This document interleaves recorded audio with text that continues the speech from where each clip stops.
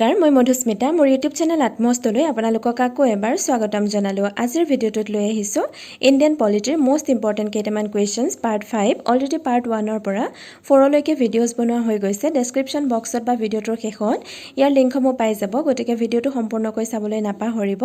যেহেতু ইণ্ডিয়ান পলিটিটো হৈছে এটা খুবেই important section in competitive exam গতিকে মই এটা টাৰ্গেট কৰিছো যে 1000 কোৱেশ্চনছ মই ডিসকাস কৰিম এই সিৰিজটোত গতিকে মোৰ ভিডিঅ'ছসমূহ চাবলৈ মোৰ চেনেলটো সাবস্ক্ৰাইব কৰিবলৈ নাপাহৰিব আহকচোন আজিৰ ভিডিঅ'টো আৰম্ভ আজি ভিডিঅ'ৰ প্ৰথমটো প্ৰশ্ন the constitution of India adopted by whom ভাৰতৰ যিখন সংবিধান সেই সংবিধানখন কোনে গ্ৰহণ কৰিছিল উত্তৰটো হৈছে কনষ্টিটুৱেণ্ট এছেম্বলি বা সাংবিধানিক সভাই আৰু এই কনষ্টিটুৱেণ্ট এছেম্বলি গঠন হৈছিল 1946 অৰ্থাৎ 1946 চনত next question number 2 who founded communist party of India ভাৰতৰ কমিউনিষ্ট পাৰ্টি বা সাম্যবাদী দলটো কোনে গঠন কৰিছিল উত্তৰটো হৈছে এমএন ৰয় আৰু কেতিয়াবা প্ৰশ্ন আহিব পাৰে যে কেতিয়া গঠন হৈছিল তেতিয়া ক'ব লাগিব 26 ডিসেম্বৰ 1925 চনত question number 3 what is the full name of MN ৰয়ৰ সম্পূৰ্ণ নামটো কি হয় উত্তৰটো হৈছে Manabendra Nath Roy next question number 4 who presided over the inaugural meeting of the constituent assembly of India ভাৰতৰ সাংবিধানিক সভাৰ উদ্বোধনী মিটিঙত বা সভাত কোনে সভাপতিত্ব কৰিছিল উত্তৰটো হৈছে Sachidananda Sinha Question number 5 How long did the Constituent Assembly take to finally pass the Constitution? Constitution বা সংবিধানখন পাছ কৰিবৰ বাবে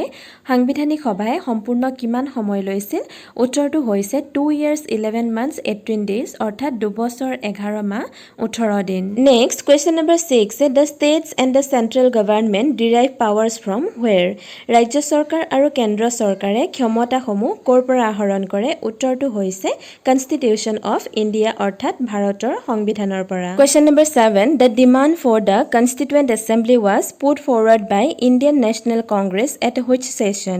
কোনখন অধিৱেশনত ভাৰতীয় জাতীয় কংগ্ৰেছে Constituent Assembly তথা সাংবিধানিক সভা গঠনৰ বাবে দাবী কৰিছিল উত্তৰটো হৈছে লক্ষ্ণৌ সেশন অন এপ্ৰিল 1936 অৰ্থাৎ 1936 চনৰ এপ্ৰিল মাহত অনুষ্ঠিত লক্ষ্ণৌ সেশনত বা লক্ষ্ণৌ অধিৱেশনত Question number 8 When the design of the national flag was adopted by the Constituent Assembly of India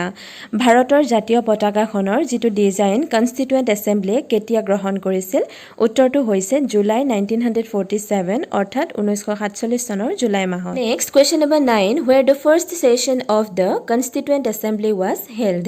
সাংবিধানিক সভাৰ প্ৰথমখন অধিৱেশন ক'ত অনুষ্ঠিত হৈছিল উত্তৰটো হৈছে নিউ দিল্লী অৰ্থাৎ নতুন দিল্লীত Question number 10 Who was the first foreign minister of independent India স্বাধীন ভাৰতৰ প্ৰথমজন বৈদেশিক মন্ত্ৰী কোন আছিল উত্তৰটো হৈছে জৱাহৰলাল নেহেৰু আৰু তেখেতে প্ৰায় 17 বছৰ সময়ছোৱা বৈদেশিক মন্ত্ৰী হিচাপে মন্ত্ৰিত্ব কৰিছিল যাৰ বাবে তেখেতক বৰ্তমানলৈকে longest serving foreign minister হিচাপে ভাৰতৰ জনা যায় Question number 11 Why Indian Constitution was promulgated on 26 January 1950 1950 চনৰ 26 জানুৱাৰীত কিয় ভাৰতীয় সংবিধানখনক বলবৎ কৰা হৈছিল উত্তৰটো হৈছে because on this day Purna Swaraj Day was celebrated in 1930 কাৰণ 1930 চনত এই দিনটোতে পূৰ্ণ স্বৰাজ দিৱসটো উদযাপন কৰা হৈছিল Number 12 The idea of Constituent Assembly first given by whom কোনে পুনৰ প্ৰথমবাৰৰ বাবে সাংবিধানিক সভাৰ ধাৰণাটো দিছিল উত্তৰটো হৈছে এমএন ৰয় in 1934 অৰ্থাৎ 1934 চনত মানৱেন্দ্ৰ নাথ ৰয় Next question number 13 When India became sovereign democratic republic কেতিয়া ভাৰতবৰ্ষ সাৰ্বভৌম গণতান্ত্ৰিক গণৰাজ্য হিচাপে প্ৰতিষ্ঠিত হৈছিল উত্তৰটো হৈছে 26 জানুৱাৰী 1950 অৰ্থাৎ 1950 চনৰ 26 জানুৱাৰী যেতিয়াৰ পৰা আমাৰ সংবিধানখন কাৰ্যকৰী হৈছিল Question number 14 The Constitution of India borrowed the scheme of Indian Federation from which constitution ভাৰতৰ সংবিধানৰ যেটো যুক্তৰাষ্ট্ৰীয় ভাৰতৰ ধাৰণা বা স্কিম হেতু কোনখন সংবিধানৰ পৰা আহৰণ কৰা হৈছে উত্তৰটো হৈছে কানাডা কনষ্টিটিউচন অৰ্থাৎ কানাডাৰ সংবিধানৰ পৰা এতিয়া হিছো আজি ভিডিওটোৰ একেবাৰে শেষৰটো প্ৰশ্নলৈ Question number 15 The inspiration of liberty equality and fraternity was derived from which revolution? স্বতন্ত্ৰতা, সমানতা আৰু ভাতৃত্ববোধৰ যি ধাৰণা ভাৰতীয় সংবিধানত আছে সেই ধাৰণা কেইটা কোনটো ৰিভলিউচনৰ পৰা বা কোনটো বিপ্লৱৰ পৰা আহিছে বা প্ৰেৰণা পোৱা গৈছে? উত্তৰটো হৈছে ফ্ৰেঞ্চ ৰিভলিউচন অৰ্থাৎ ফৰাচী বিপ্লৱৰ পৰা। আৰু এই ফৰাচী বিপ্লৱ সংঘটিত হৈছিল 1789ত আৰু শেষ হৈছিল 1799ত। গতিকে আজিৰ ভিডিঅ'টো ইমানেই। ভিডিঅ'টো শেষলৈকে চোৱাৰ বাবে থেংক ইউ ছ' মাছ। আৰু যদিহে আপুনি ভিডিঅ'টো চাই ভাল পালে তেতিয়া প্লিজ লাইক, কমেণ্ট আৰু শ্বেয়াৰ কৰিব। লগতে আপুনি যদি মোৰ চেনেলটোলৈ প্ৰথমবাৰ বাবে আহিছে তেন্তে চেনেলটো ছাবস্ক্ৰাইব কৰিব যাতে মই আপলোড কৰা প্ৰত্যেকটো ভিডিঅ'ৰ ন'টিফিকেশ্যন আপোনালোকে আগতীয়াকৈ পায়। ধন্যবাদ।